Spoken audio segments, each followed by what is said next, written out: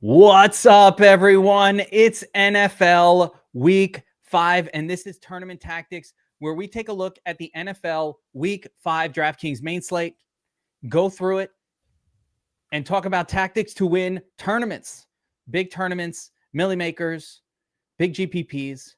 And you might be saying, are you qualified, sir, to speak on such things? Right? Maybe you might be thinking that. Are you qualified?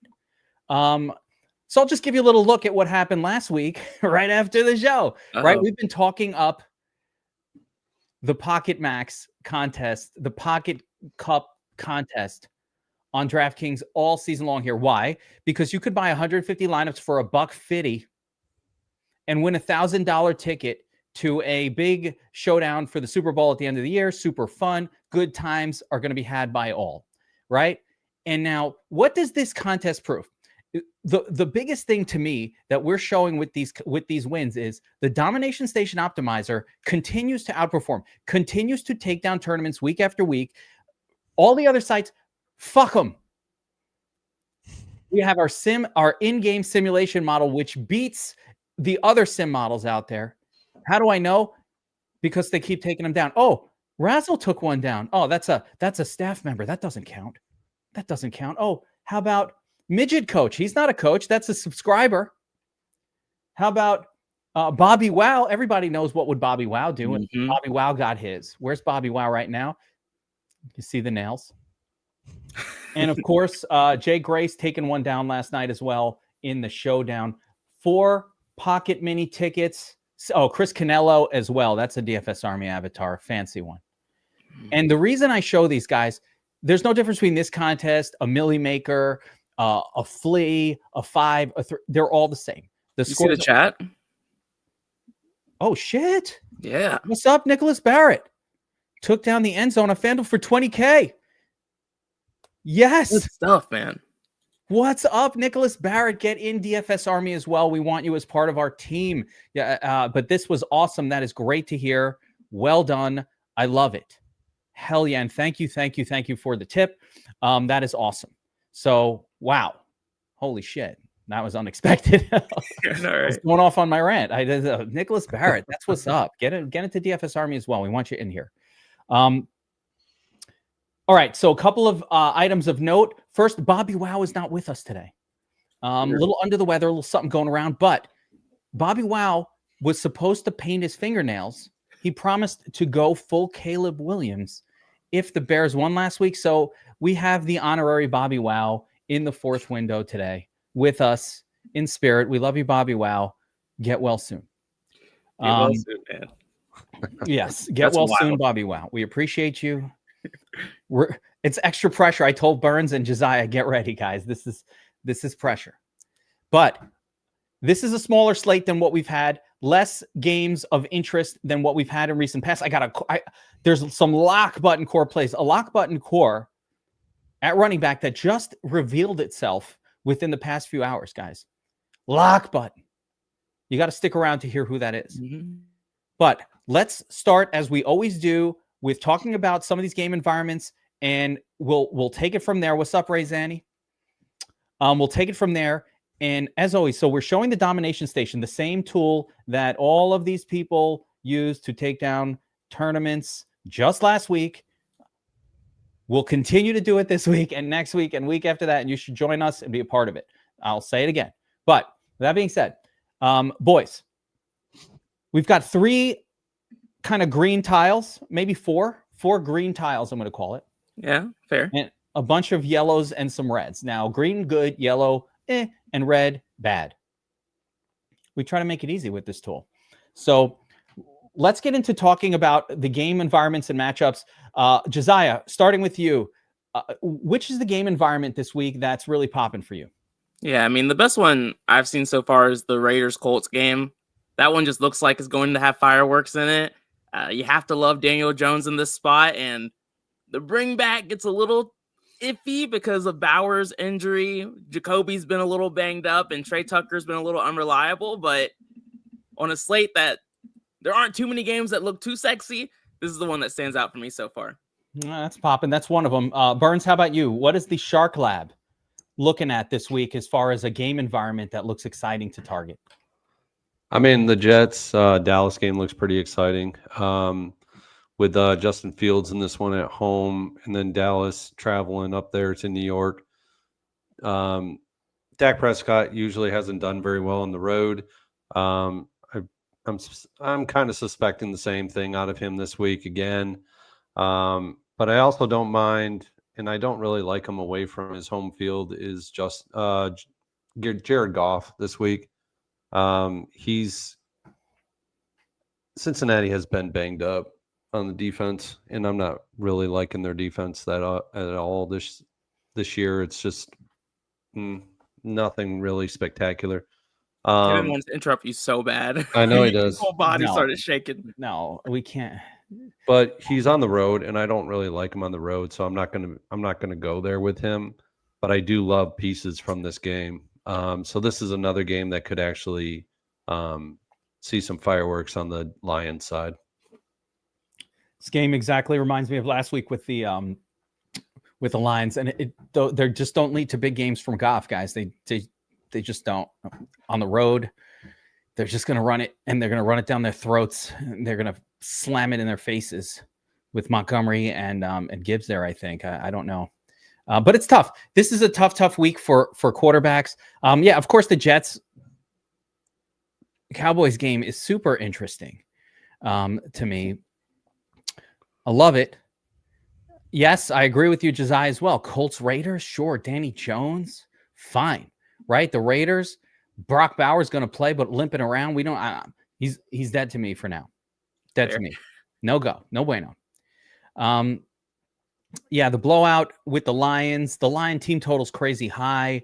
You know, the Cardinals have a nice little team total there as well.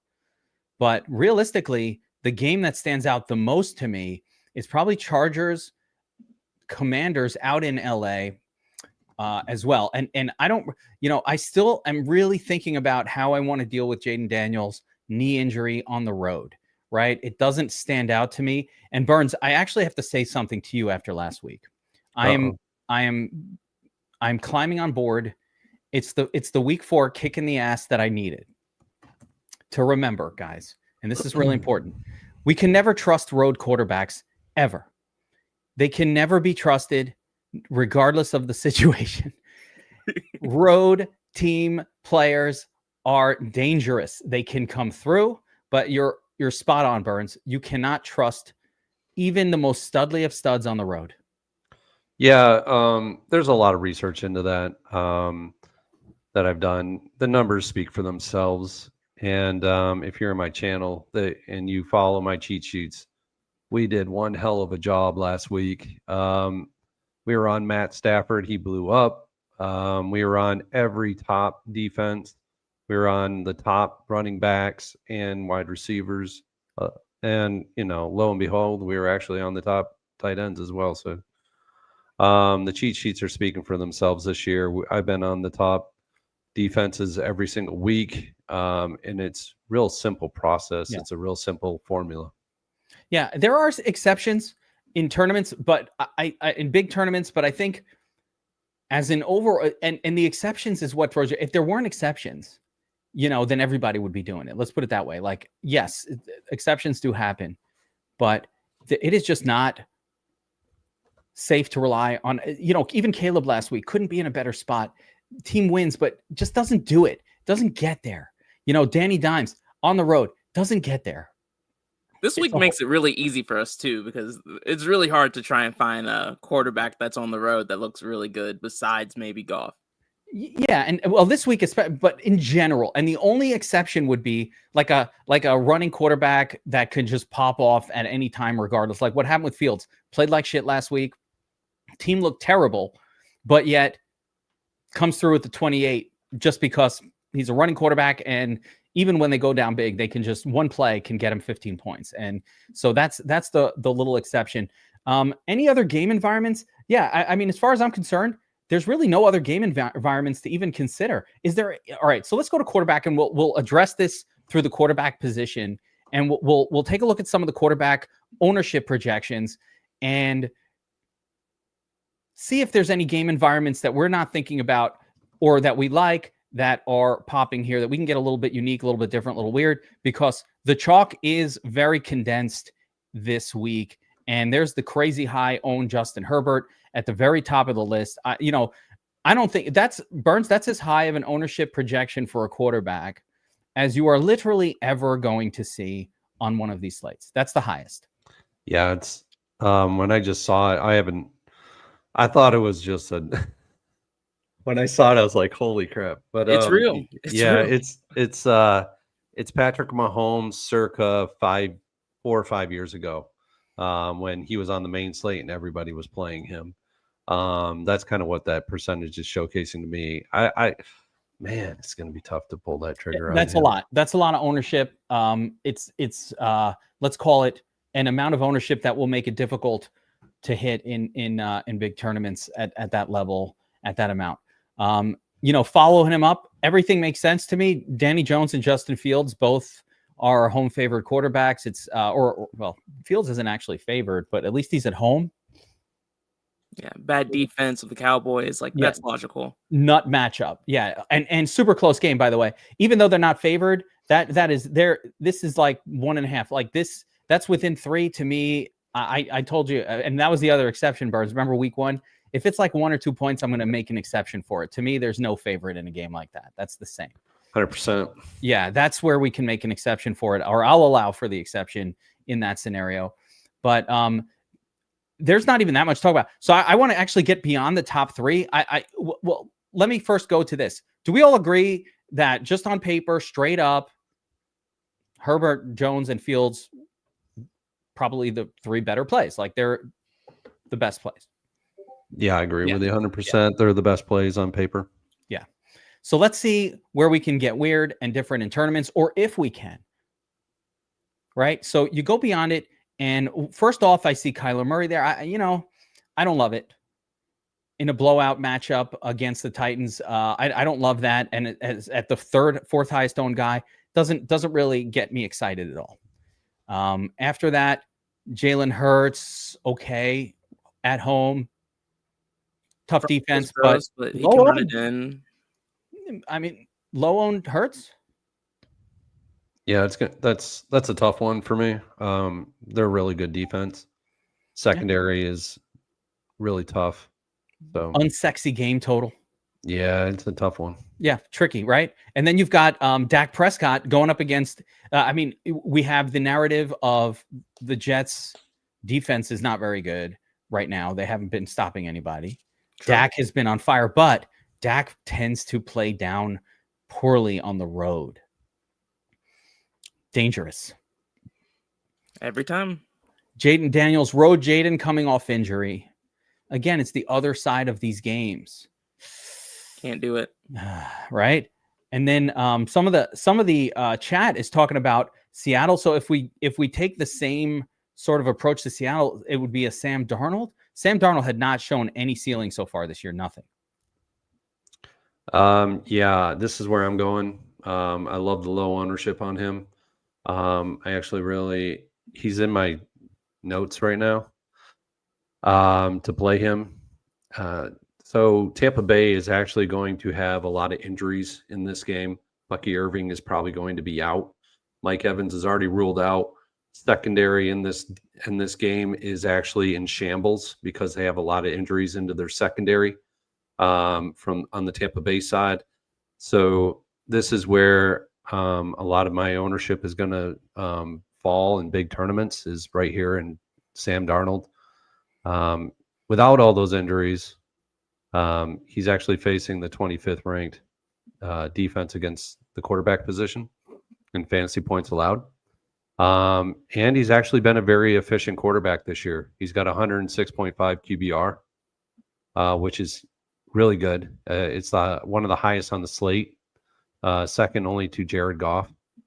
And then he's going up against a heavy zone defense. His 70% completion percentage and his TD percentage is 5%. I mean, these are great numbers for him.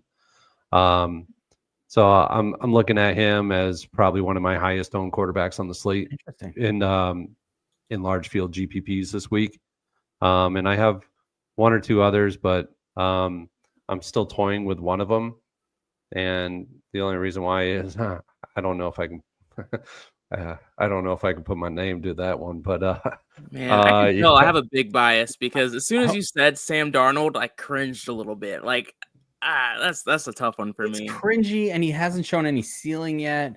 And they're Like, gonna run the go. I think one supportive argument for the Sam Darnold play would be that Tampa's pretty good against the run, and so Seattle's been just dominating with defense and their running game to start the year. Well, I absolutely love that he's 5,100. I mean that's awesome. Yeah, the price is great. It's probably $700 cheaper than what he was in week 2. So getting that discount on him and getting the ownership of 3-4% on him in large field is really great. The running backs for them has been okay. They're doing, they're sharing the backfield again with Charbonnet and Walker. And it's a very easy stack. It's just him and Jackson Smith and Jiva. And if you want to get Cooper Kupp in there, by all means. Can you stack him with just one? Go with Kupp then too. I mean, it's not hard stacking him, but I actually, to be honest with you, I don't mind him just with JSN. Maybe that's okay. Because he's so low. He's so low in salary. Maybe AJ Barner. Maybe, but yeah, there's some tight ends on the slate that are incredible. That I want to hear about. I do want to hear about that. But let's kind of scroll down a little bit and see if there are any other quarterbacks that are even somewhat deserving of a look. You guys both mentioned Goff. I'm going to be less excited about that Goff play at that price, but I get it. He's on the road, though. That's my only hesitation with him. Kind of gross. Jackson Dart. Now, let's throw away the fact that he's on the road, whatever. His favorite quarterback. Jackson Dart's got to get it done with his leg. Is Dart and he's priced up kind of. Is Dart playable here against a Saints team that's, going to keep the game competitive for the Giants, even the Giants suck, like a very bad Saints team? I can't do it. That's another one. I played Dart last week, and he barely got there for us. The problem was you had him stacked up with Malik, and it ruined it. Exactly. Every lineup I had with him stacked up with Malik was crazy. Yeah, JSN should be great. In the chat. Yeah, I think I'll do a little Dart, but maybe. Yeah, no Geno. I can't get down with Stroud. Bryce Young, Josiah. Tell me why I shouldn't play him. Yes. Okay, so I'll talk about two guys here. One, I feel kind of the same way I do about Goff. CJ Stroud going up against his Ravens defense that's very banged up. Stroud hasn't shown us that upside. He's on the road. I know y'all are going to hate it, but he's someone that it's really hard for me to not click on right now. And then Bryce Young, he's the one that actually just makes sense. They haven't shown really any offensive upside this season, but in a super soft matchup against Miami, who everyone's beat up on, they're at home. They're only supposed to lose by like 1 point. So that's within our range of outcomes where we're still willing to take a shot. I love Bryce Young this week. I'm going to have a shit ton. Wow. Okay. I already see, here's my thing. I already love Ted McMillan in this game. So I was like, already like that. I certainly like the running back in that game. Mm-hmm. And then I'm like, might as well just have some fun with this thing and bring it back with HN and just get silly for it. Silly for the Millie, get crazy out there. And there's even some stacking partners with Bryce. You don't have to get that crazy. I agree. You can go with Ted, but Tommy Tremble is really starting to step up as a tight end. Yep. And then Jimmy Horn Jr. is supposed to see a little bit more action this week, or actually just some action on the field. Coaches have been hyping him up all week, saying we have to get him out there because the rest of our offense is stagnant. Leggett will also be out there, but I have a little bit less faith in him. Yeah, and this is where I was going. I was going back and forth on Bryce Young. I didn't know if I would want to put it in there and oh man, because the last time I actually had him last year, he faltered. It was like 9 points or something. Yeah. All right, I'll give a quick. I love it. I love these alt plays. So let's go through everything that we just talked about real quick. We'll recap it. So your main guys, right? The obvious chalk: Justin Herbert, Daniel Jones, and Justin Fields. The biggest negative to any one of these guys is simply how owned they will be in this contest. But they all seem to be in spectacular spots. These are the guys I'm going to build my handcrafts around on the Players Club on Saturday. Those will be the ones that I'm stacking up. I'm doing game stacks around, and they're the most fun builds for me. As we get into and of course Herbert, I'll just Quentin Johnston top dog with him. Danny Jones, you could go Warren or Pittman, really, or both with him. Justin Fields exclusively, pretty much, with Garrett Wilson. Garrett Wilson, Justin Fields will be a locked up two bagger for me, pretty much as well. A little Mason Taylor mixed in, but it's mostly going to be Garrett Wilson. So that's how those will come down. And the alt plays possibilities. We got Bryce Young in there, a little Darnold. I'm not going to put my stamp on it, but certainly Jared Goff is a quality quarterback who puts up big numbers if he wants to. Not a competitive game, but if he wants to throw for 5 touchdowns, I think he'll have no problem doing that. And sometimes the games just get weird like that. Like it just goes to Laporta, and then it's like Jahmyr Gibbs catches 2, and Amon-Ra just gets 1, and they're just having a party out there. So that could happen. Maybe if you want to take a dart throw on Dart, we'll allow it.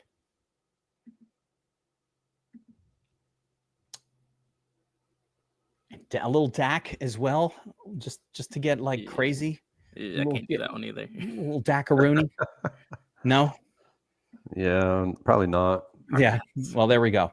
All right. And I think that does it for the quarterback position. It's a much tighter slate this week, guys. Much tighter than usual. Really, my cheat sheet has a lot fewer names on it than it has in the first few weeks. I like that. But at the same time, this week feels a little bit, it reminds me a little bit of like 2022. There were no quarterbacks in the league and every game was like 42-point total. Nothing was competitive. Remember, we had a whole season of that. It was gross. I can't remember what year it was. What price to ownership to, like, how do you figure out price to ownership projection to, I mean, it's really just, it's not even, so to this question, really just comparing, it's not so much price to that question, but it's really comparing how good of a spot it is, like a projection to ownership. And I'll give you the perfect example, guys. You want to hear what happened to me last night? It's nothing dirty. It's nothing dirty. Okay, good. What happened? It's fine. It's totally normal. I max entered the FanDuel, $3 tournament for the showdown. Okay, I put 150 lineups in there. I end up in first place with one of those lineups. And by the way, second nuts and third nuts as well, like all over it. But the tie group was so big that I still overall lost money in that contest.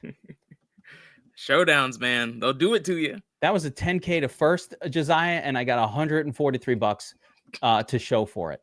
Even overtime couldn't knock that insane train out. I was like, I was like, anything else. I hope anybody scores except for one of the people in this train. I want out of this train. I want my other train to get up there because maybe it's not comboed with 500 people. That was not to be. And that is a perfect narrative illustration of why ownership is the enemy of your money in tournaments.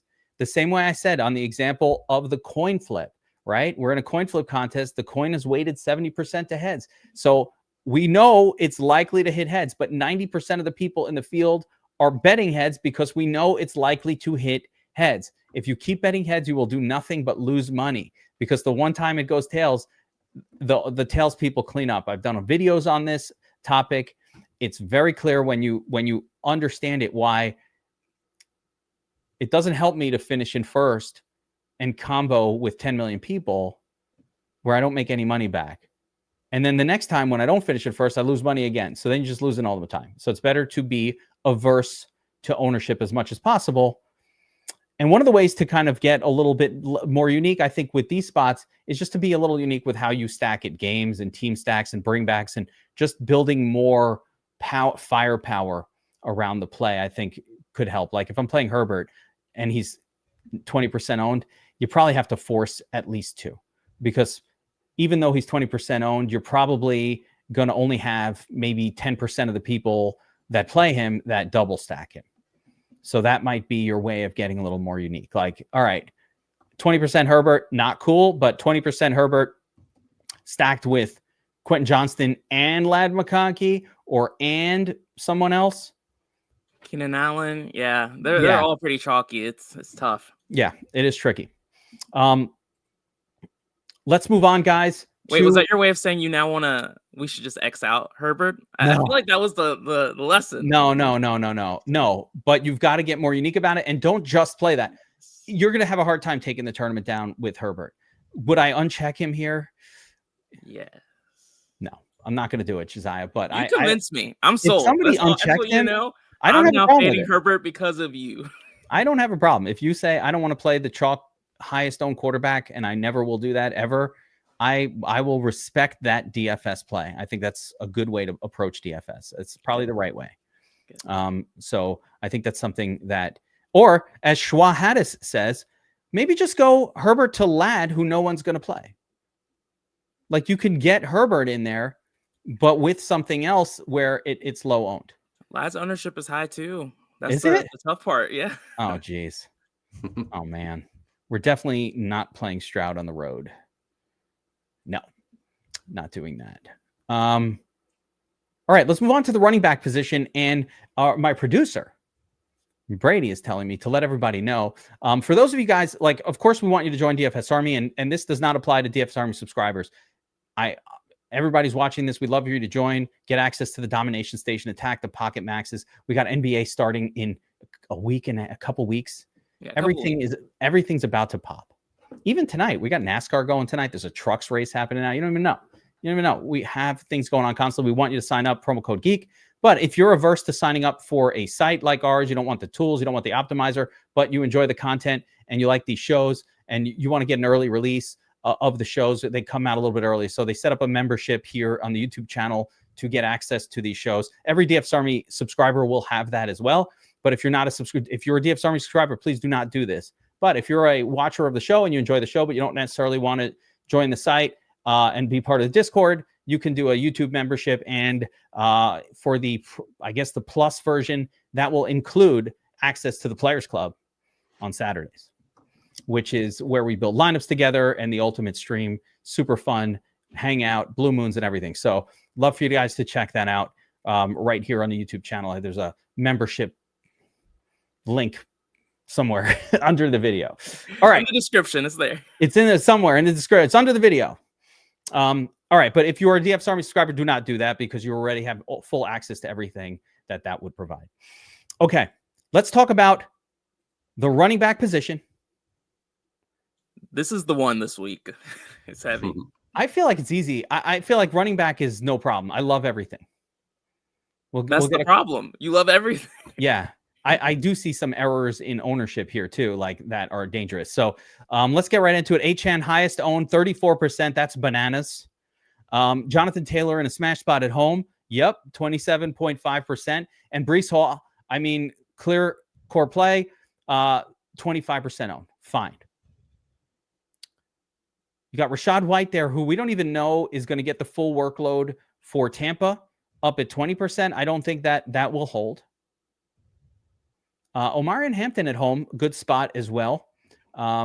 Even though maybe the Chargers offensive line is taking a little bit of a beating. If we wanted to if you had an argument against the Chargers tomorrow, their offensive line's got some injuries going on.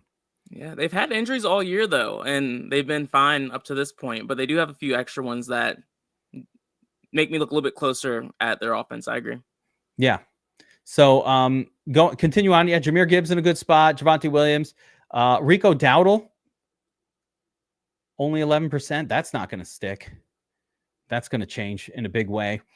Let's do a quick look at the prop projections just to compare here. But let's go to prop. Yeah, and we're going to sort by fantasy points per dollar. And you can see here, far and away, Rico Dowdle, followed by Breece Hall. The fact that Michael Carter and Rachaad White are both showing these numbers. Oh, no, wait. Michael Carter was with, that's I'm thinking of Amari DeMercado. I forget what I said. And Rachaad White, though, might lose touches to Sean Tucker. So I think there's risk with Rachaad White that he will actually not be the full boat running back in that game.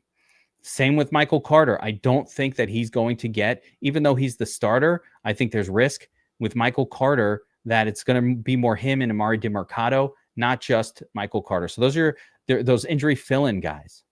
Yeah, and that's why you like Rico, because there's not really anyone behind him. There's ETN, who, is a rookie. He's not someone you can trust. But Rico in this soft matchup against the Fins, it should be easy money. The Panthers do have some injuries along their offensive line. That is part of why Chuba hasn't been having the season a lot of people wanted him to have. But at this price tag, you kind of have to go with Rico, in my opinion, still.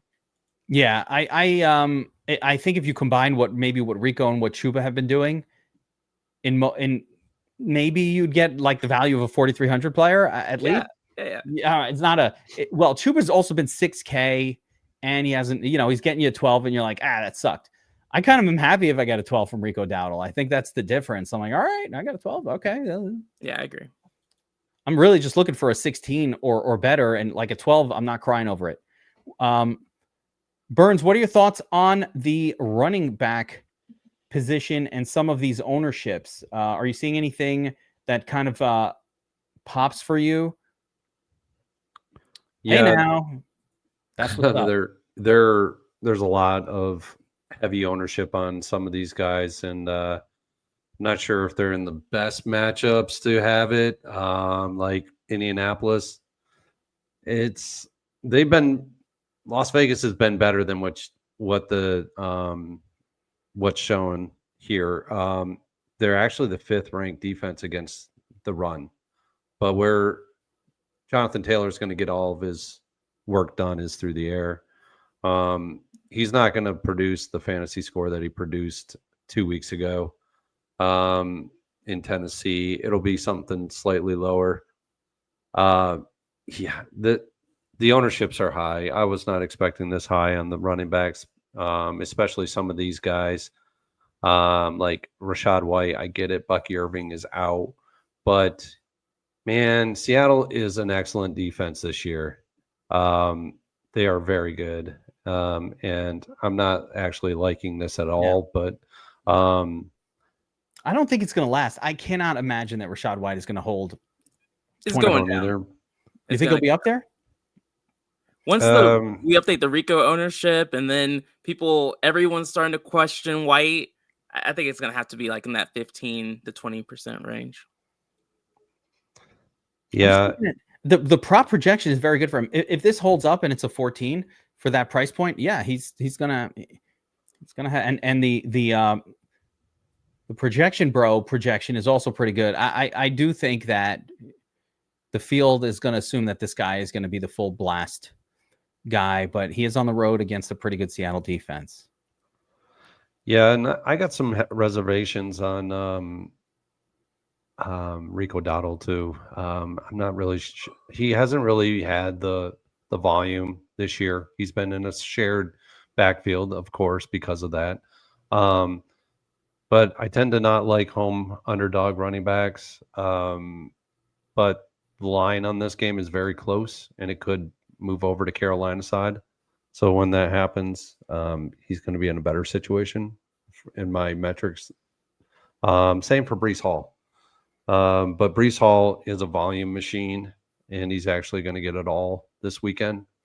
If you don't like having home underdog running backs in your player pool, like I do not like having them in my player pool, especially in large field GPPs, you can use them for smaller field. And that's how I'm going to approach with Breece Hall this week, is that I really like the fact that I can get him in high dollar single entry contests and, ride that volume with him. So I'm going to give you permission, because those games are so close, to assume they're pick'ems, and then we can ease off on the needs to be a favorite. I'm with you. I like a favored running back generally. I want heavy favorite running backs, with the exception of when they're priced at 4K. Then I just don't care. I just want cheap guys who are going to get all the volume for their team, and that's kind of what you're getting with Hall and Definitely doubter. There's so many names to go through. So there are some other names here. I want to go a little tournament tactic style. Yeah, I'll give you a fade. Someone I don't love who's chalky. And we touched on him already a little bit with the banged up offensive line, but Hampton, I don't know. Maybe I have a grudge against the guy. I think he's a little overrated. He's a part of a really good offense. Washington's defense, especially against the run, shouldn't be slept on. They have some really good linebackers. They're a little old, but Hampton's not a speedy guy, so I'm not really worried about that this week. No. So Omarion Hampton, he's someone that I'll be under the field on. Hampton's a beast. I'm young, fresh legs. The seal's fresh broken. legs. I'll give you that. He's already had 2 trips to the bathroom after his 6th Guinness. You know how easy the next trip is after that? It's the seal is broken. It's just flowing now. Like it's gonna be easy money now every time. Every week. But there are other names, guys. And this is so I want to get into some of the lower owned running back. We know listen, these guys are good plays. Let's just I don't know. Is this how we should do this show? These guys are good plays. Achane's a great fucking play against the Panthers, guys. He's a great play. Jonathan Taylor has been beast moding all year. He's at home. He's a favorite. Great. Breece Hall. There's no Braylon Allen over there. They're going to hand it to Breece a million times. Then they throw it to Breece. They don't have any other people on offense. The Jets, all offense runs through this guy. Him and Wilson have to be played along with Fields. That's fine. After that, so they're locked in. After that, I don't know. Again, Rachaad White, maybe a little scary chalk. Hampton might not need him, but I think he's fine play. Still high owned.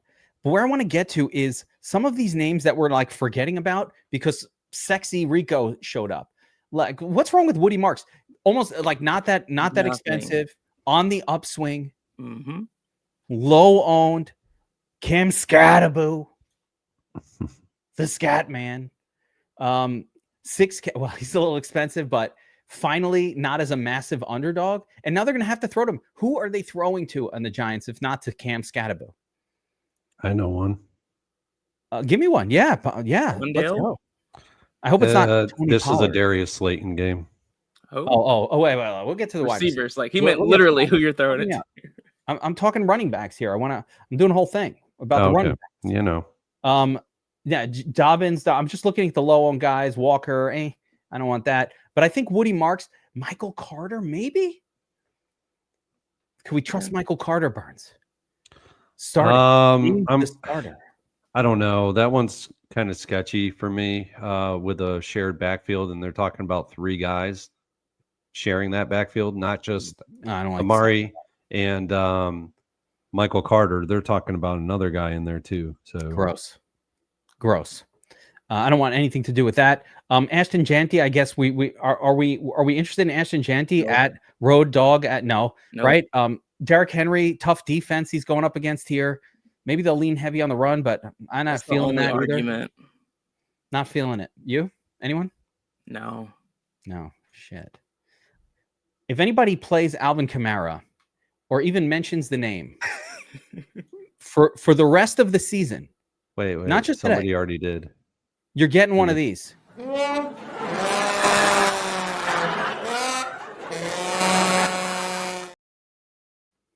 Alvin Kamara. Make me want to find a reason, but I can't. No, Josiah, don't do it. I don't want to Debbie Downer any of your picks. I love Josiah, but every once in a while, if it's Kamara, we don't play him. He always projects well, and he never gets it done. His team doesn't score touchdowns. If he was ever going to have a good game, it would be this week against the Giants. Like, if it was ever going to happen, I'm still not doing it. Yeah, that's been said the last few weeks too. Like, if it was going to happen with Alvin, it would be this week. No, I'm done. I'm over it. It's like that girl that I was friends with, and we would always go out to the clubs. And, 3 years into it, I was like, maybe we should go out. And she's like, if it was going to happen, it would have happened by now. And I was like, yeah, you're right. Forget it. So the reason why I don't really want to go heavy on some of these high-owned running backs is that there's a play down below that is in similar salary price point to like Breece Hall and these guys. And there is an extreme narrative in this game for him. And it's David Montgomery. It's the first time he's been in Cincinnati his whole entire playing career. And I didn't know this, but a good friend of mine at work who played in the NFL. He said that this is his first time his sister gets to watch him play since a car accident, and she getting paralyzed. So this is a massive spot for David Montgomery blow up. Like, I mean, epic spot. And it's really where I'm going with a lot of my ownership. Like I'm putting him upwards of 25% ownership in my lineups. That's wild. That's I a like wild that. amount. First of all, I love the story. What's positive? Certainly not positive, that story in general, but what I like about the narrative is Montgomery's already in like a great little sneaky spot anyway. Like the matchup itself is spectacular for Montgomery. We saw Montgomery score like 3 touchdowns in this type of matchup before. This is why Goff doesn't do that well. You know what I'm saying? Like that week where everybody played Goff, I think Monty had 2 touchdowns. Like that's what causes Goff to do poorly in these games. It's just so easy to hand it to Monty and he takes it in. And before we get the questions, yes, I will be doubling up Gibbs and Monty because there could be the benefactor of them getting all the touchdowns on Sunday. We've seen it too many times at this point to avoid it. Yeah. I'm not going crazy with it, but if that happens, it's going to happen, and I'm just going to roll with it. So, but I do love Montgomery this week. I like it. I gave him a like, an adore on my screen, on my actual screen, in honor of that. So, I like that. Any other thoughts at the running back position, guys? I like that. So we have our chalky guys here, and we have a nice little group to get different with in the sub 10% owned. And for me, Rico Dowdle is the best combination right now of price and opportunity. And I love the matchup. Miami is not good defensively. End sentence, right? No need to go further than that. Not a scary defense. Less scary on the road. Panthers at home playing competent ball. Tet and Rico Dowdle mini stack, little skinny mini. Build around it. Bring it back with Achane. Then just build a separate lineup around a quarterback wide receiver stack. You're golden. The lineup's building itself in my mind as we're talking about it right now. Already halfway there. Guys, I think it's going to be pretty easy at running back this week. A lot of these guys are all going to work. I think they're going to work well. I'm feeling 3 wide. I'm feeling 3 running backs, like running back in the flex. I'm feeling it. Oh yeah, for sure this week. Agreed. All right. Let's go over and talk about the wide receiver because this is where I'm having maybe the most trouble. And especially when I use affordable running backs, I get to this area where I could spend up on wide receiver, and I'm just not really sure that I want to.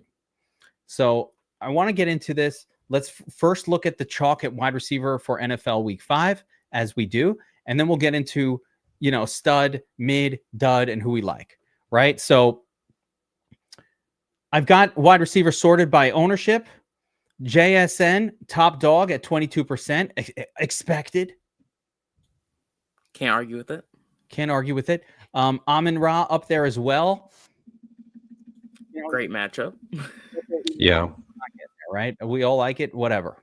I don't really feel that great. I like Amon-Ra, but I don't feel like, I need to. It's no Puka last week. It's definitely higher than that at 7,900. Jalen Waddle. You like that play, Burns? Jalen Waddle? I'm not understanding it, but I get it. There's no Tyreek Hill in this game.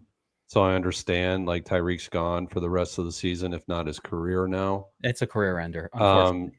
So I get it. I understand he's the new WR1 there. So, just naturally he's going to get those looks. But I don't know. I got to look at it a little bit more intently. I just didn't have the time to look at it intently for him. But, yeah. Yeah, I mean, the argument's targets. Every time Tyreek Hill's out, Waddle sees a gigantic increase in targets, and the numbers prove it.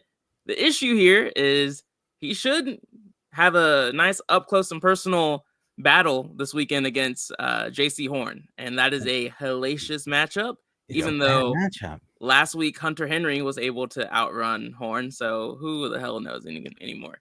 But I'm telling Josiah, JC Horn is good. Jalen Waddle is good, route runner, whatever. But like they don't have the problem with Miami is they don't have a distractor. If Waddle's there and Tyreek is there, they're not able to focus on one guy. You got to throw that out. That's kind of like I don't know who he's going to be on. I'm not going to fade somebody because this guy exists. No, but with just one guy, and then it's really just trick players, and you're not putting JC Horn on a Nick Westbrook, Akine. You're just not doing that. You're putting him on Waddle. So I don't know. I think that's maybe not the best of chalk. It's fine. Like the prop is so good for him. I get why he's popping. This is far and away the highest fantasy points per dollar guy on this entire slate. And it's not close. Like there's not even a close second. He levels past everybody. So it's definitely the cash game guy. Yeah, it's the targets. Like that's the case there. Yeah. Let's go back to the ownership. JSN, love him. And then it gets a little weird, but like Garrett Wilson's a core play. I think Nico Collins is a great play. George Pickens is really exciting. Look who's got a perennial hate on him. Jacoby Myers. I programmed that in so that it's always there. He was close last week on some passes. I know close doesn't win us the money, but he had some deep targets last week that if just 2 out of the 3 would have hit, we could have had something. But yeah, I understand the enrage. I mean, I should probably undo it. He's fine. I love Ted as a core play as well. I mean, there's a couple of really great plays here. Let's go stud, mid, and dud guys. Now that we know what the ownerships are, so I'll start with you, Burns. In the stud zone, yep. I'm going to go. Look, there's only 1, 2, 3, 4, 5, 6, 7, 8, 9, 10, 11. There's only 11 wide receivers priced between 6K and up. There's only 11 this week. That's a smaller number. So we'll use this whole zone here. Burns, when it comes to spending up on a wide receiver this week, who's popping the most for you? And the sharp line. Yeah, it's 2 guys. It's the obvious for me. It's Amon-Ra and Jackson Smith. And I actually like Jackson Smith better than I like Amon-Ra. I just like this game for him. He presents very well at 7,100 in this game. He's going to be on the outside, and it's just a good matchup for him. I was looking at the matchup earlier, and I'm just trying to get something here. 1 second. It's so he's going to face a cover 3 percentage of a defensive scheme at 35.5% of the time, and he runs against defensive cover 3s at 38.2% of his routes ran, and he is getting 2.46 yards per route ran in cover 3, and he has a 0.57 fantasy points per route ran in cover 3. So he is a very tasty WR this week. So I like him a lot at 7,100, and you're getting an $800 decrease off of Amon-Ra for it too. His prop is exactly the same as Amon-Ra's. His prop projection. Earlier in the week, it was higher too. It was like 2 points higher, or like a point higher or something. It was great. It's not there anymore, but it is the same, which is nice for a little discount. I'll take the discount. I feel so much safer. I don't know if that's the right way to be, but I feel safer about Jackson Smith and Jigba than I do about Amon-Ra. And Amon-Ra is the man. He almost always has a nice score, even in those games where other people dominate for the Lions. He always seems to like get you the 20 anyway. It's because Jason's the only guy there, right? Like he's the only, he's getting the ball. He did struggle a little bit. Was it last week or the week before that? But 9 times out of 10, he's the one moving them down the field. So, I mean, I think that makes sense. Yeah. And the fact that if you like Sam Darnold, you have to absolutely adore JSN. How about you, Josiah? So Burns brought up Amon-Ra and Jackson Smith and Jigba. There's some other studs here in the 6K to 7,900 zone. Who are you looking at? Give me a couple names. Yeah, for me, it's Nico Collins. Again, this Ravens defense is so banged up. Almost anybody looks really good against them. And then Debo, seeing a ton of targets, had 7 receptions, and a touchdown last week. Chargers defense, not as scary as it was earlier this season because of some injuries as well. So it's going to be Debo for me as well.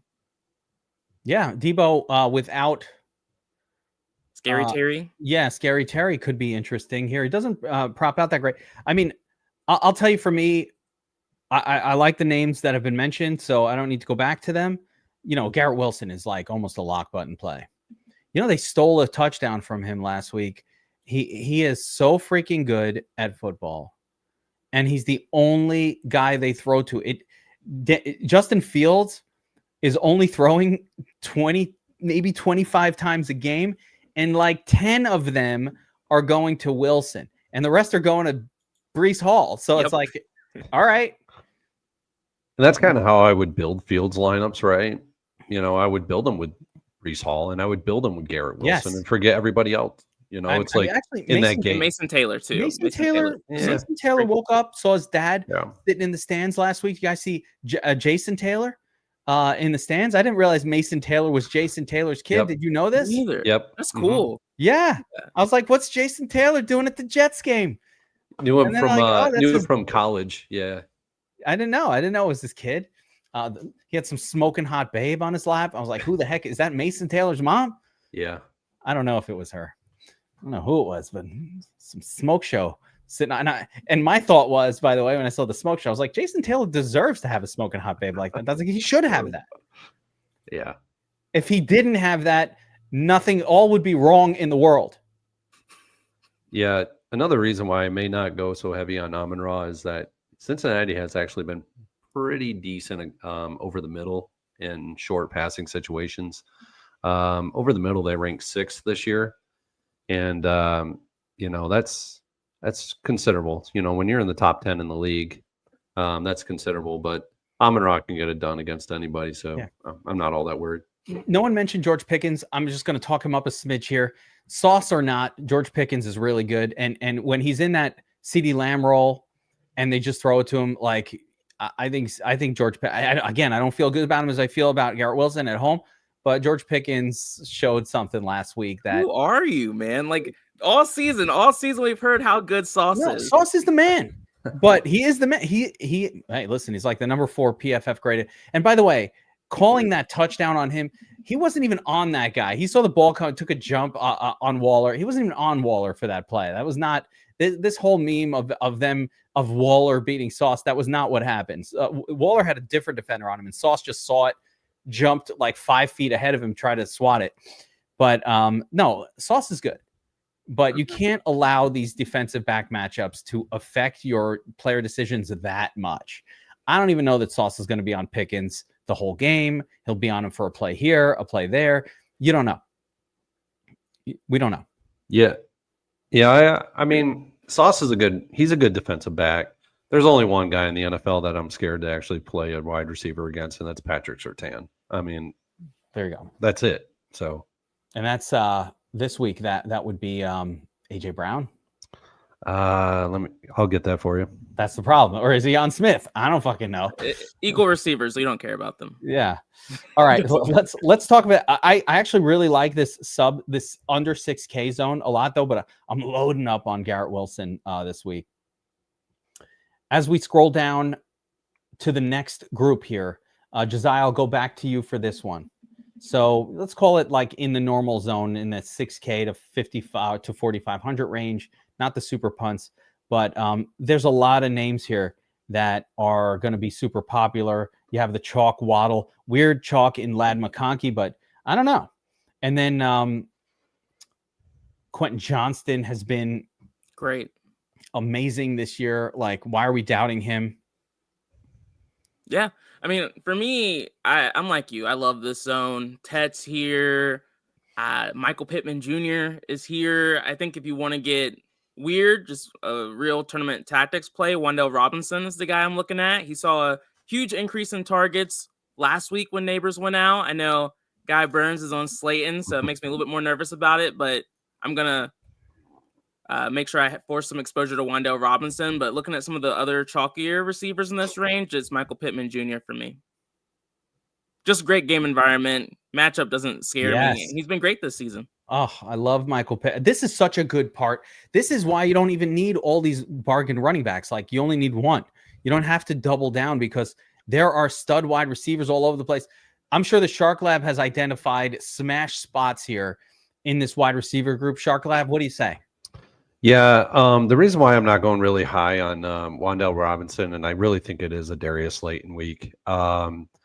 So the Giants are actually going up against a heavy zone coverage, and the cover 3 percentage is really high. It's one of the highest cover 3s that a defense has produced this year.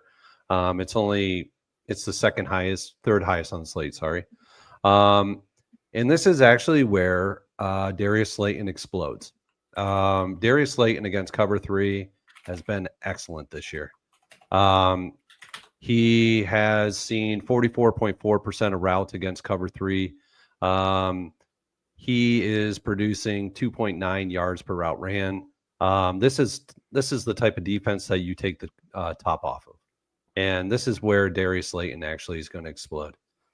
Jackson Dart can actually get him the football through the air, and I'm not worried about that. But I do like Wan'Dale. I just don't like him as much. The difference between Wan'Dale and Darius Slayton is the fact that the yards per route ran are almost 1.4 yards per route ran lower for Wan'Dale than they are for Darius Slayton, and that's because Wan'Dale is a slot receiver. And so he's going to be the possession guy. Where Wan'Dale will actually make tournament winning value is through actual being targeted double-digit targets in this game and double-digit receptions where he can actually get it. And he's done it before. He did it last year, I think 2 times. Slayton's had big games. Slayton has absolutely had big games in his career. He has. So he it reminds me a little bit of what we were talking about on the Showdown Breakdown about Kendrick Bourne.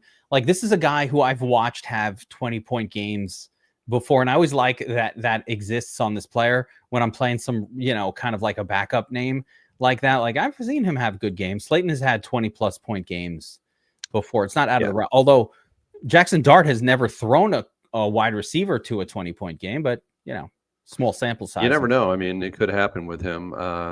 I just think he may be more comfortable this week in the offense. He got his jitters out of him playing a really good defense last week in the Chargers. Who else, Burns? You went right to the cheapie. I wanted to get that one off the chest first.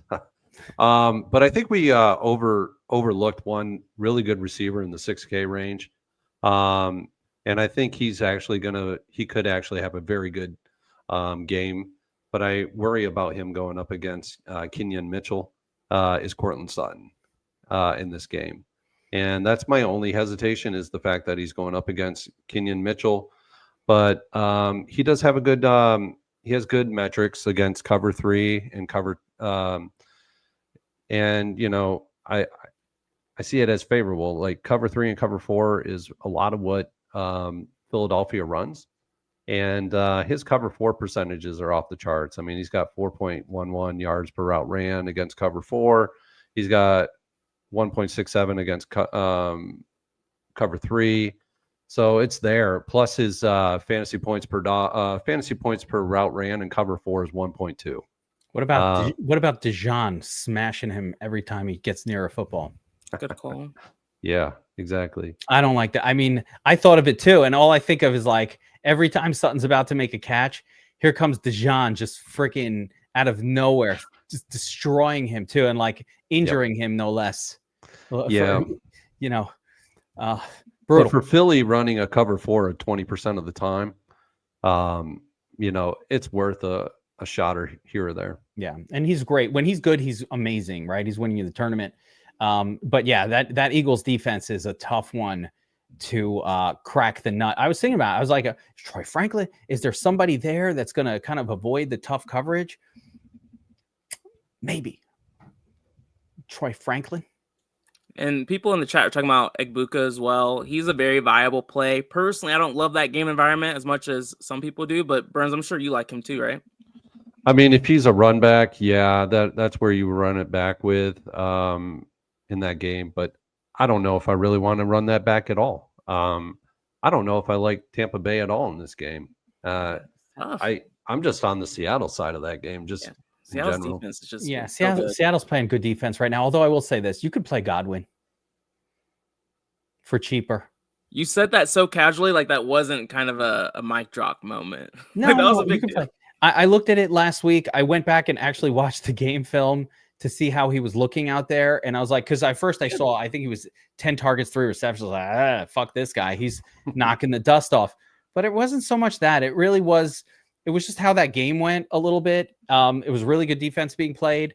Igbuka was almost similarly not really catching the ball. Like it was 8-4, I think, for Igbuka, or 9-4, some similar ratio of targets to receptions. So I think it was that kind of game. But yeah, I mean, for 1,000 less than Igbuka, yeah, you could play Godwin there. But I'm gonna tell you who I love in this zone. Let me some of the names that I think really pop. I've said his name a few times here, Josiah. Ted McMillan. Yeah, Absolutely. fantastic. I want to play home stud wide receivers against Miami. Embrace it. Do it. I'm just doing it. I'm not holding back. Yeah, Godwin a little bit. Quentin Johnston / Keenan / Ladd. 2 of them with Herbert and none of them with anyone else. I don't know. I'm fine with that. You scroll down a little bit. I haven't played.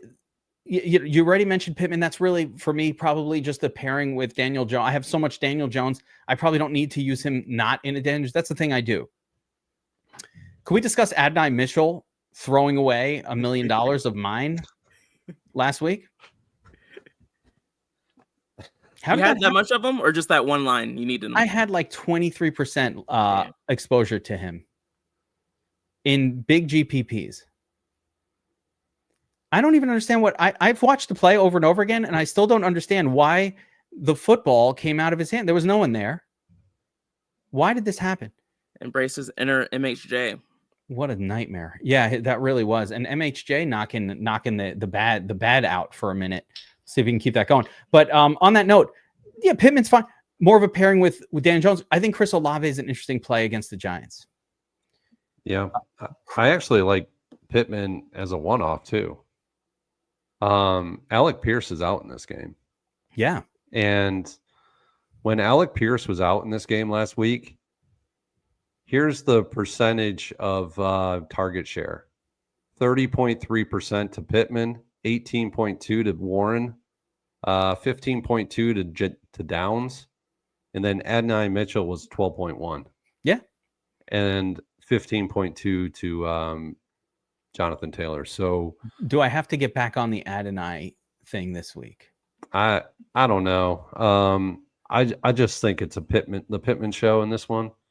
So love Pittman here. Yeah, I like Pittman as well, and I don't mind Jones Downs either. I really like Downs coming into the year. That has not worked like I thought. I actually thought Downs was going to overtake Pittman as the primary target on this team coming into the season. That certainly has not happened, and it doesn't seem like it's happening at all. So, yeah. The one thing I'll add about, I think someone mentioned Olave. This Giants pass defense has been pretty legit this year.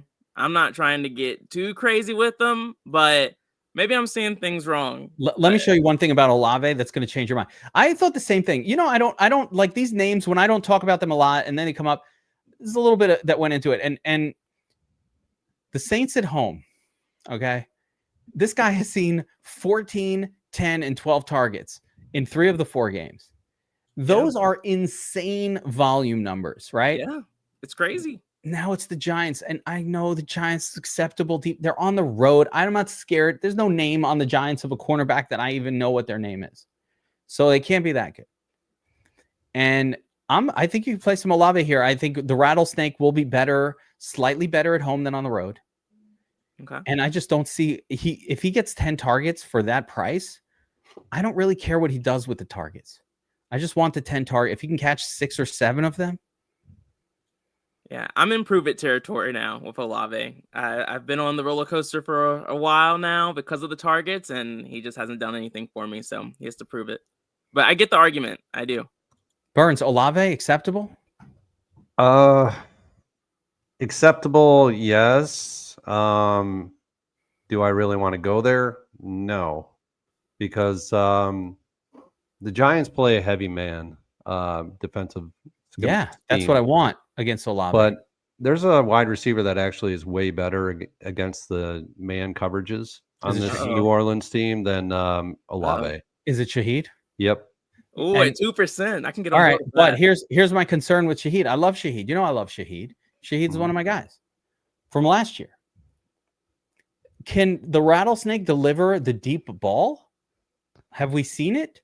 Because that's what Shaheed needs to. Shaheed needs to. It's like a deep ball guy, right? So I'm not sure. Like, I get it though. I see it. Except I just don't know if the Rattler has that skill set in him to deliver the deep ball. Like, I don't know. It seems like he's dumping it off. I like that he gets 0.6 fantasy points per route ran, and man, is crazy. Like that's high. Like you don't know how high that is. Like and so I like it, but he's not been bad either. You know what? He's been putting up yeoman like numbers. Let me see who he's going up against. Been putting up lunch pail numbers every week. So he's going up against Paulson Abadabo. So I say and Paulson did play for New Orleans before, so you guys are convincing me. I say okay to Shaheed. You guys, I've been convinced on Shaheed. I did not talk you into this though. Well, you're convincing me now. You were agreeing with Burns, and all right, I'm on board. I'm on board with it. By the way, Rashid Shaheed, before the season, what I would have said about him is this is a player that will win you the Millie Maker at some point this year. He has that gonna win you a Millie Maker skill set. It's either all or nothing with him. Again, he hasn't perfectly connected with the rattlesnake, but now I'm seeing, you know what? It has not been bad. The connection has not been bad at all.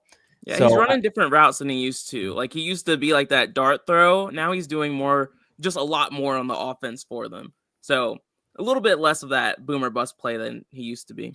And you do have that home Saints magic. You can't play somebody like the rattlesnake on the road or anybody connected to him. But at home, I think it's and especially not as an underdog. Like finally, it's a pick 'em. And I pronounced that guy's corner's name wrong. It's Adebo or Adebo or something. So yeah. What are we talking about? Oh, Paulson Adebo. Oh, you're talking about yeah. I pronounced his name way wrong. So I'll give one more name actually in this cheapy zone. You know, there's a few names here that are floating around. Actually, let's talk about some super punts, or if you guys are ready with one, sub 4,500. Burns, you already gave us Slayton, who's in this kind of area. I was looking at, Slayton fine. I was kind of looking at Christian Kirk as an interesting play this week. For me, it's going to be Downs. He's just that forgotten guy. No one really knows why he's not as involved as he should be, but I like this offense enough. I think he's talented enough to get back involved, so I'm going to keep taking shots on him. Oh, Turpin is out? That's interesting. I don't know that helps Tolbert, but that's interesting. Yeah, Tolbert, though, maybe? Not for me. I would say, I guess we can go back to Adonai, right? Lad McCon. I mean, I was thinking Luke McCaffrey, but no, I can't get to it. I'll give you a super turd, and I already said his name, but Jimmy Horn Jr. He's that dart throw, your Bryce Young stack, helps top it off kind of player. He hasn't played Geek at all this year. Yeah. Who is he this hasn't guy? Played. He has not played at all. He's starting? He's from Colorado. Why am I hearing? Who is this person whose name you speak of? Tell me more. Rookie from Colorado, speedster. The Panthers wanted to give some of their more experienced wideouts more exposure to Bryce Young, but they've all sucked. And so now they're like, let's try and see what this young kid can do. And the young kid has speed. And if Bryce Young can actually get him the ball, I think he has some potential. Who the fuck is that guy? Who the fuck is that? Fair. Very valid. Very valid. Thank you for giving me the perfect reason to play the Conor McGregor clip. That's what I'm here for, just for you. All right. I think that covers a lot of the the wide receiver group for us. So quick recap would be kind of core-ish / build around spots with Jackson Smith and Jigba, maybe Amon-Ra, maybe George Pickens, definitely Garrett Wilson, Ted McMillan, a little bit of Waddle, Pittman, and then sprinkle in some of these other plays, some of these turns. I didn't mention Parker Washington. That's another name that I really like. The number 2 wide receiver, I think, for Miami now with I like the Miami pieces. We haven't talked almost enough about them. It's not just Waddle. It's the Panthers. Josiah, sorry. No, but I mean, the Panthers secondary has been good this year. Yeah, Diggs did well last week, Yeah. but he plays in the slot primarily. Diggs did play way more than he has all year, which was cool to see. Who's the slot man for Miami? I'm not picking on too many of these guys from Miami besides like their tight end and HN. Well, I'm just going to say Parker Washington is in the slot for Miami. Okay. So, I mean, if we want to say that's where you avoid JC Horn and you're open, maybe it's Parker Washington. Fair. Could be. Yeah. All right. Reminder as we move on to the tight end position, everybody. Parker Washington, he's on Jacksonville. Then who is? It'd be Nick Akine Westbrook. No, who's the other guy? Westbrook Akine. Westbrook Akine, but who's the other guy? Malik Washington. Okay, there we go. I knew Malik, it was Washington. What did I say? Parker? Oh, yeah, you said Parker. I mean Malik Washington. Yeah, Malik. Yeah, Parker's Malik, on Jacksonville. Not Parker. Yeah, Malik. Yeah, listen, I got my turds. I got my turds all up in a bunch over here. No, we're good. We're good. I mean Malik Washington. I did that for the members that are commenting. So yeah. I mean Malik Washington. That's my bad. I speak for 2 hours on this, and I'll get some names wrong frequently, actually. That's why I had to correct myself on the corner for the Giants. It's like, yeah. Where is Malik Washington on this? Right there, 3,900. Yeah. There he is. All right, 3,900. The prop is not good. Where's Westbrook Akine? He's probably further. It's even worse. Yeah. These are probably bettable overs, though. But look at Tolbert. I mean, 8.9. Yeah, Tolbert's in a good spot. I like Tolbert here. And talking about avoiding the sauce. Mm-hmm. But it's Ferguson. Way to do it. It's Ferguson who you want. Oh, but yeah, for sure. Tolbert's fine. Let's just get a little sort of Rooney. Yeah, Tolbert is up there in the value chart. So, yeah. All right. Him and Turpin. They're both there, but Turpin's out. So, yeah. Turpin's not getting a proper projection. He's getting the old yellow, no projection situation. Get out of my lineup. All right. We're going to move on to the tight end position, guys. But a reminder, if you're enjoying this breakdown, you enjoy these types of breakdown, if you're missing BobbyWow, smash the like button.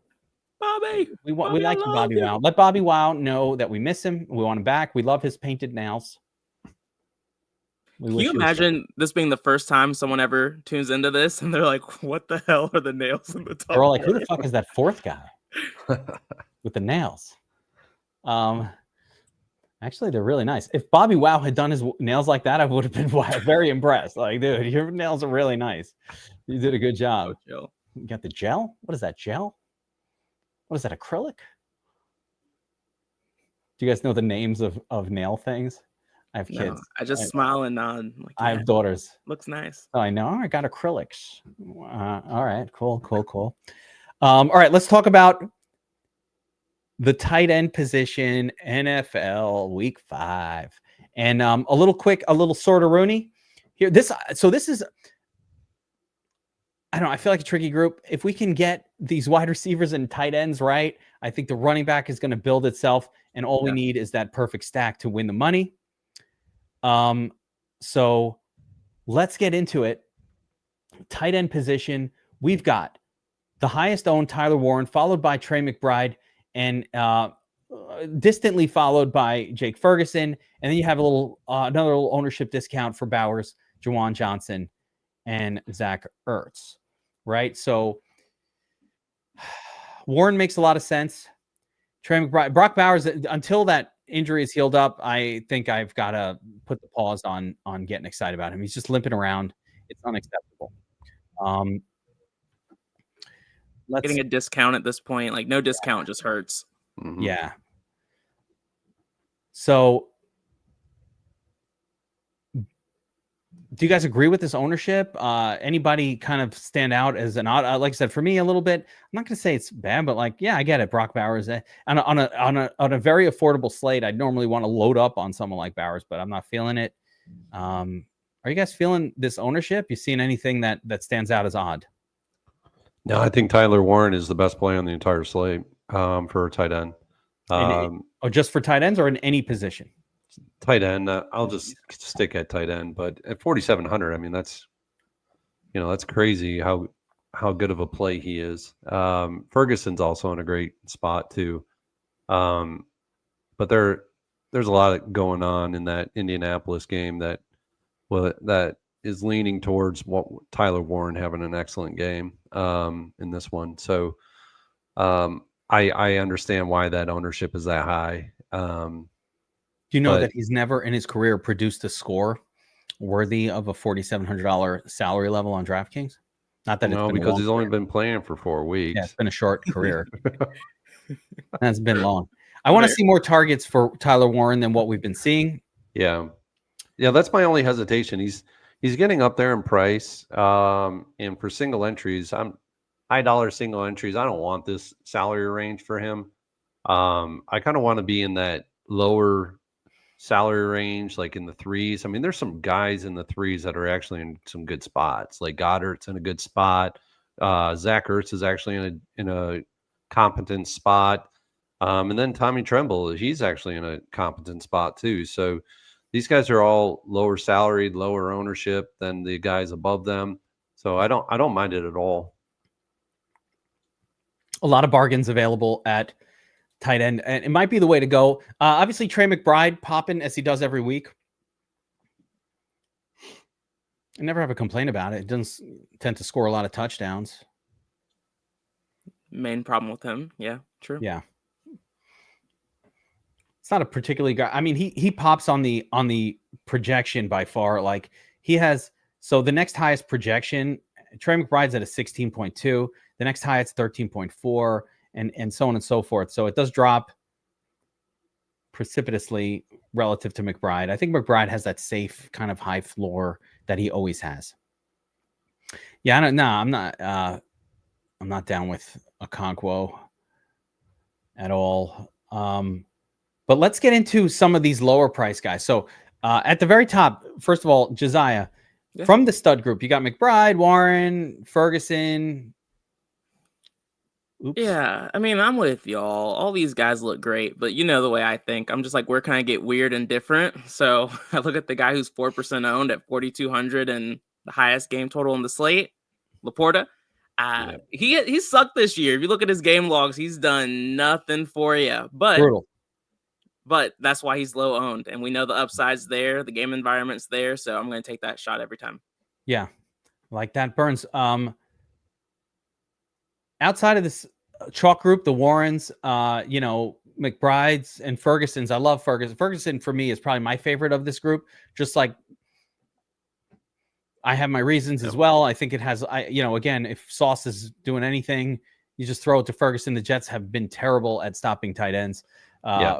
He's the ultimate run back in this game. Yeah, and I'm playing so much of that game. He's got the 98 rating on the Dom station. We don't talk enough about the rating, but when you see this matching up, like the rating matching up with high projection, like it's just all systems go. And all three of these guys got 100-point rating. Even Bowers, because Dommy doesn't know. Desus doesn't know that he's wearing a boot on his foot. Desus doesn't know that. Yep. Desus is not all-knowing. Doesn't know about the Q-Tech. But let's talk about some alternatives at low ownership that we could try to win a tournament with. So, Burns, you said Sam Laporta. Josiah? I think Jay did. It's the opposite way. Josiah, you said Laporta. Burns, how about you? Give me a low-owned guy or two that can pop in the model that you can go to, and I don't have to pay 23% ownership for Tyler Warren. Yeah, I think guy that's popping. There's two guys that are popping. It's Dallas Goedert and Zach Ertz. They're both popping for me. They're in favorable matchups in the schemes that they're going up against. And I just don't. I don't know about the volume for Goddard. That's all. I'm a little hesitant on him because of the volume. But Zach Ertz, no Terry McLaurin in this one, where it's just Debo, Ertz, and they got a lot of injuries over there. So I don't mind Ertz in this game at all. It's a favorable situation for him down there, out there in LA. So. I don't I mind like that. the narrative too, with like Daniels being a bit banged up, won't be able to rely on his legs as much. Go to old reliable Zach Ertz. I like that. Yeah, they're missing players. They're missing wide receivers.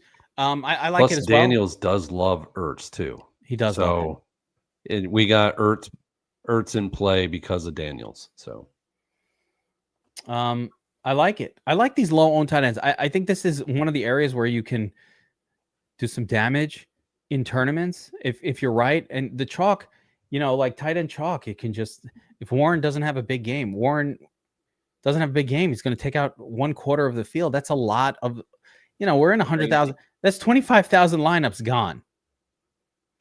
Yeah, exactly. So we don't, and unless he puts up like a 25, he's probably not hurting you with a 15. Like I probably find that for cheaper. Tommy Tremble gave you 15 last week for 2,700. Yeah, and don't forget about Juwan Johnson. I don't Yeah. know what's going on with what's his name. Chat can tell it, but Taysom Hill. There we go. Taysom's not back. What I don't know if stuff? he's going to be fully back yet or not, but Juwan Johnson is actually in a favorable spot too. And he's seeing a lot of targets. Like he's seeing almost 8 targets over the last 4 games. So Juwan has been great. It's been declining each week. I hope we'll see a bounce back now that he goes back home. I don't. Oh, he's got a Q tag, so not my favorite thing. Yeah, we'll kind of have to look at that. I think you can go to some other areas though, like for getting really weird, super low owned.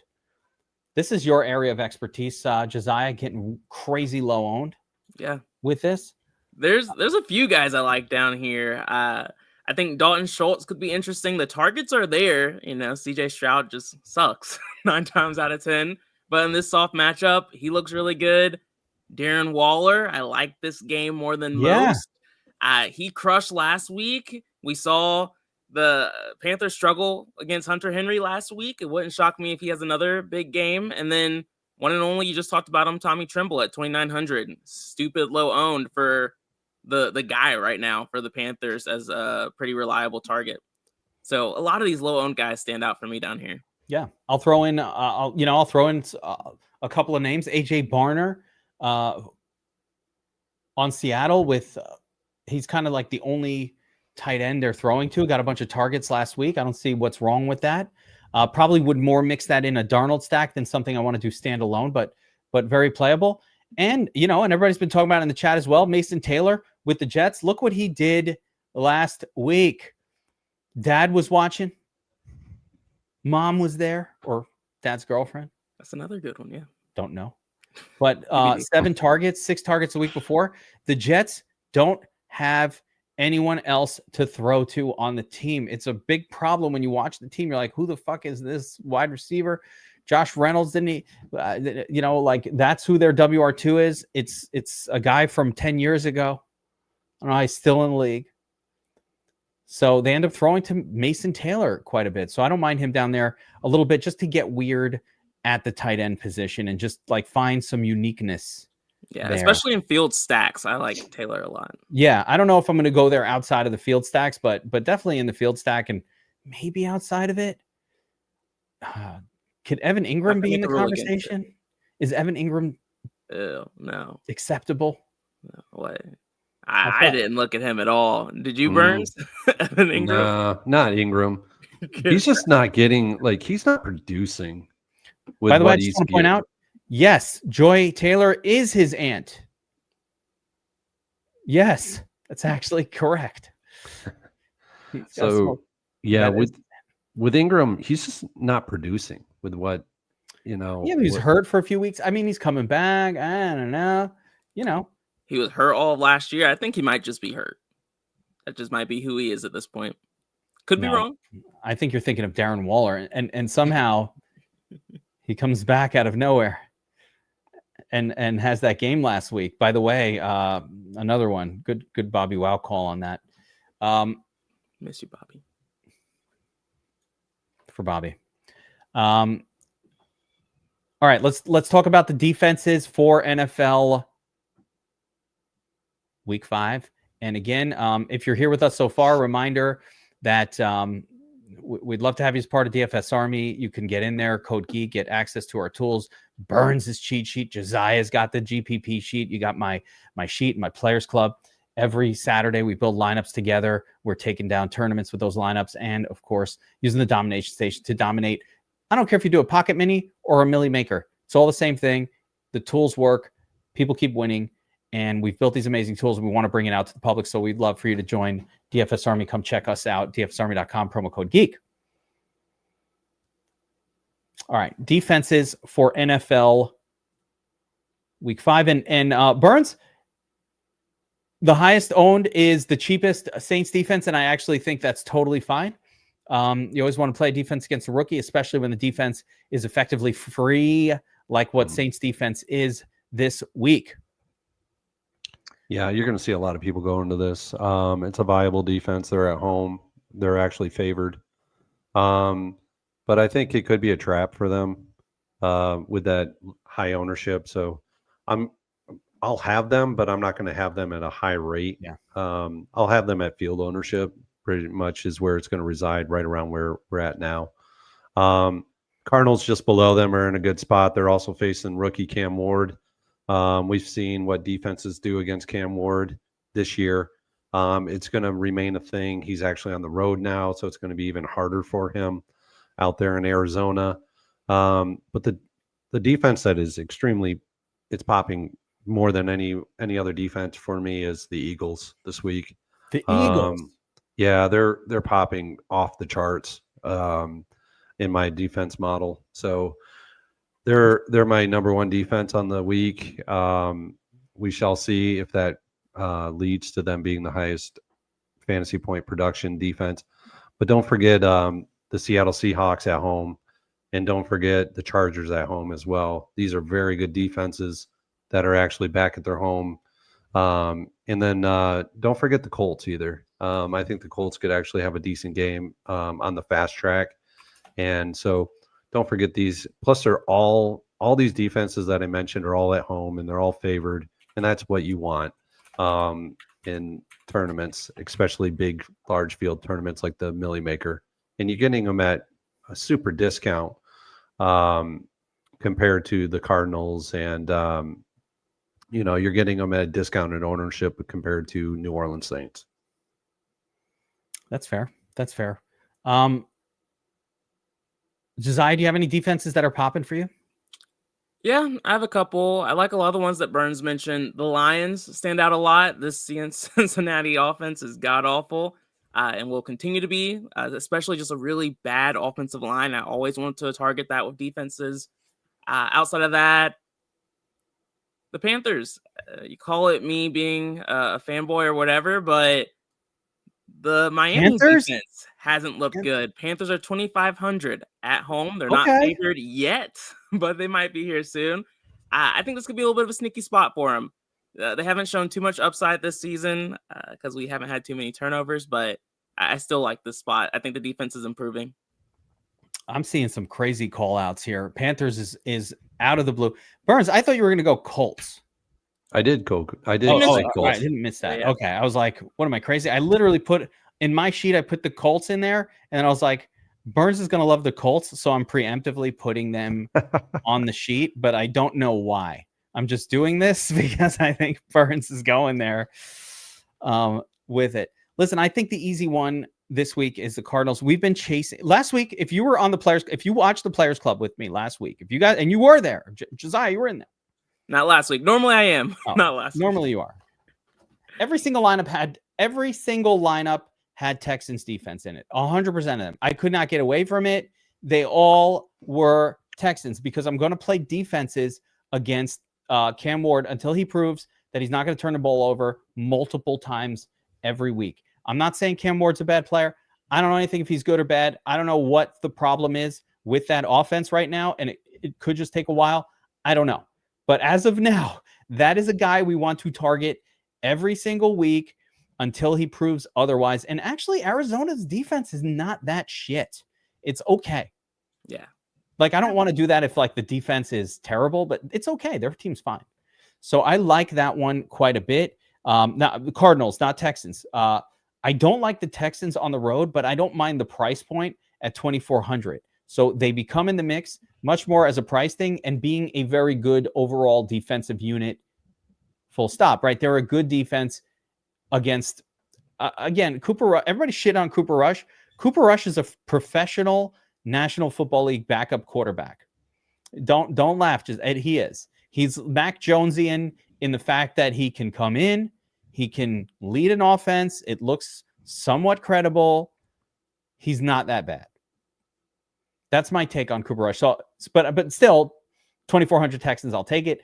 You got to play the Saints against Dart. You got to do it. 2,200, it's too cheap. Dart is a rookie. He's not a rookie who sat for 3 years. He is a rookie who is in the game after 3 weeks. I love him. I'm excited about. I'm trading for him in Dynasty. I'm excited about Dart. I like him. That doesn't mean he's not going to turn it over. No Malik Neighbors. There's no real talent on the Giants offense outside of Malik Neighbors. Scatterboo is the next best guy, and I'm not sure he's good at all. That's a 5th round draft pick. That's not anybody that we need to be like all that impressive. Like, he's exciting because he's got a cool name and he's got a cool old school style. Looks like a 1970s throwback. But beyond that, like, that's their most talented guy. Or 5'6" Wandale. I love Wandale. Short Kings. I'm about it. Short Kings. Oh God. I am about it. Short Kings. Except for quarterbacks. Do you ever watch Russell Wilson throw the football? Or he looks Bryce like Young. He looks like he's heaving. He looks like he's heaving something that weighs like 25 pounds. It looks so heavy to him. It really does. It looks so heavy. Like they have to throw it back so much further than everybody else. It's like, okay. I mean, the wind up is crazy. I think you just got to be bigger if you're going to be a quarterback. But so I like the Saints. I don't mind it. Cardinals, love it. Texans, very playable. I like that we have this high-low thing going on here where, hey, if I need the salary, I'll just go down to Texans or Saints. If I'm going to pay up, let's do it. Who's the most expensive? Yeah, it is the Cardinals. So I don't generally like paying the most expensive price for the chalkiest defense. That's a negative, but it's not that expensive. I'll tell you who I don't like that's has ownership. I don't think you play the Broncos at all. Burns, 9% Broncos. You down with that? No, I'd fade them. I have zero on the road against the Eagles. Yeah, no. Now I'll tell you, I have zero interest in the Bengals defense or any defense against the Lions at all this year. True. Nope. Colts is fine. Seattle's probably acceptable too. So yeah, I think that's the group right there, the up top group. They make sense, and that should do it. Boom. For the NFL Week 5 edition of Tournament Tactics. Guys, we got through it. No BobbyWow. We wish BobbyWow a fast recovery from the flu thingy going around the house. Mm-hmm. For everybody watching, don't forget that on Saturdays at noon, right here on the DFS, well, for DFS Army subscribers and now for DFS Army YouTube subscribers. Members. The members. Yeah, members. Players Club, where we're going to build lineups for multipliers, large field or small field tournaments. Sharp line, even Cato's in here. She's excited about it. She'll be here on Saturday as well, building lineups with us. Cat just comes in like she doesn't care what I'm doing. Singing the blues. That's a lot to say. I'm doing the closing, and she's like, I don't give a shit. Scream. Can you hear the cat in the background? Can you hear it? Yeah. It's just You yapping. Yeah, I was like, I'm having a hard time remembering what I'm saying.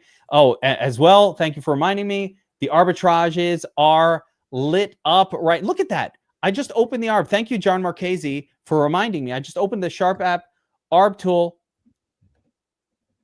There's a 3%er sitting up there waiting to be taken. 3% ARBs. Go to Sharp app, check it out. Promo code Geek. You can try out the arbitrage betting tool. There is nothing like it anywhere. This is a money-making machine right now. I can simply bet Jameson Williams over 45.5 receiving yards. Jameson Williams under 40.5 receiving yards. Oh my God. Exchange versus exchange. I need to shut the show down and put all my life savings on this.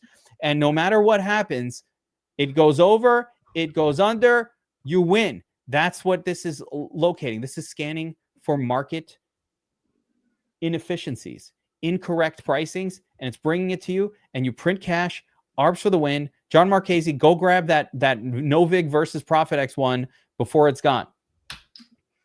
Promo code Geek at Sharp App gets you a week free trial of this software.